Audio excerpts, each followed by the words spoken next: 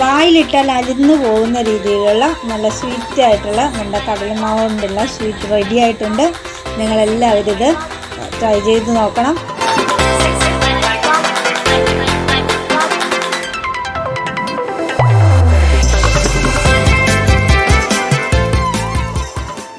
Hi friends, നമുക്ക് ഇന്ന് കടലമാവ് ഉപയോഗിച്ച് വളരെ പെട്ടെന്ന് ഉണ്ടാക്കാവുന്ന ഒരു സ്വീറ്റ് ഉണ്ടാക്കാം. അതിന് ഞാൻ കുറച്ച് കടലപ്പൊടി എടുത്തിട്ടുണ്ട്. ഇത് ഒന്ന് വറുത്തതാണ്, ഒന്ന് നന്നായിട്ട് വറുത്ത് അതൊന്ന് അരിച്ചെടുത്തതാണ്. അത് നമുക്ക് ഇതിലേക്ക് ചേർത്ത് കൊടുക്കാം.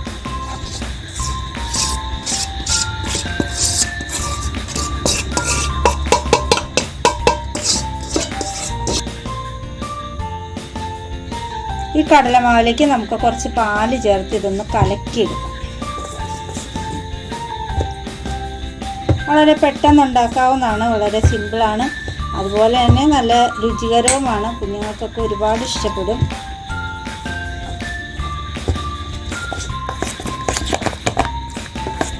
ഒരു നുള്ളു ഉപ്പും കൂടി ഇതിലേക്ക് ചേർത്ത് കൊടുക്കാം.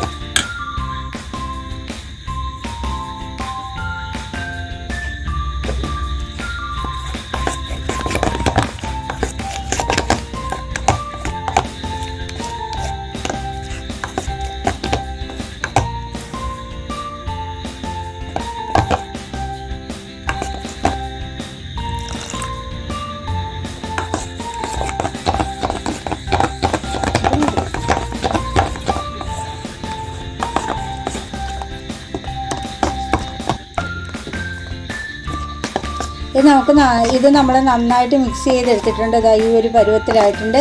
ഇനി നമുക്ക് കുറച്ച് പഞ്ചസാര ഒന്ന് ഉരുക്കിയെടുക്കണം. ഇതിലേക്ക് നമുക്ക് കുറച്ച് നെയ്യ് ചേർത്ത് കൊടുക്കാം.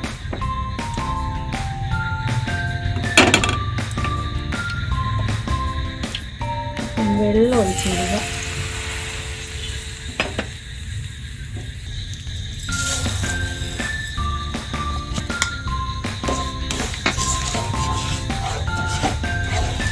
ഈ പഞ്ചസാര നന്നായിട്ടൊന്ന് ഉരുകി വരണം.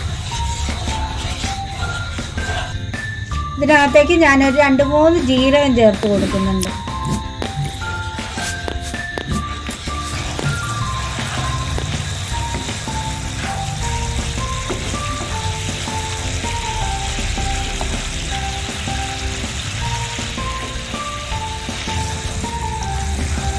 പഞ്ചസാര ഇവിടെ നന്നായിട്ട് ഉരുകി വന്നിട്ടുണ്ട്. മധുരം കൂടുതൽ വേണമെന്നുള്ളവർക്ക് കൂടുതൽ പഞ്ചസാര ചേർത്ത് കൊടുക്കാവുന്നതാണ്. ഞാനിനി ഇതിലേക്ക് നമ്മുടെ കലക്കി വെച്ചിരിക്കുന്ന മാവ് അങ്ങ് ഒഴിച്ച് കൊടുക്കുകയാണ്.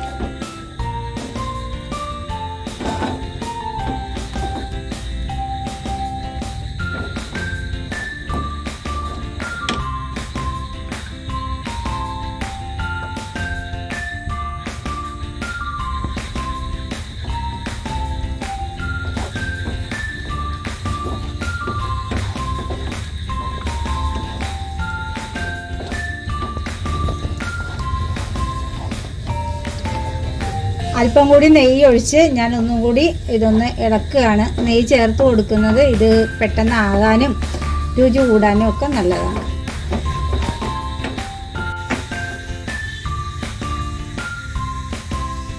ഞാനിതിലേക്ക് കുറച്ച് നെയ്യും കൂടി ചേർത്ത് കൊടുക്കുകയാണ്.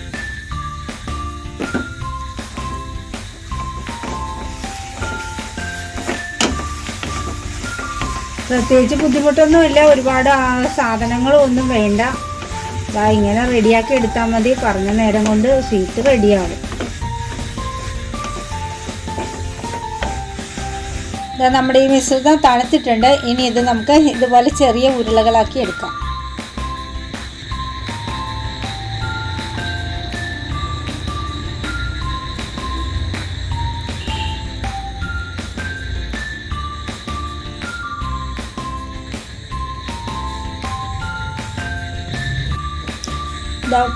വായിലിട്ടാൽ അലിന്ന് പോകുന്ന രീതിയിലുള്ള നല്ല സ്വീറ്റായിട്ടുള്ള നമ്മുടെ കടലമാവ് കൊണ്ടുള്ള സ്വീറ്റ് റെഡി ആയിട്ടുണ്ട്.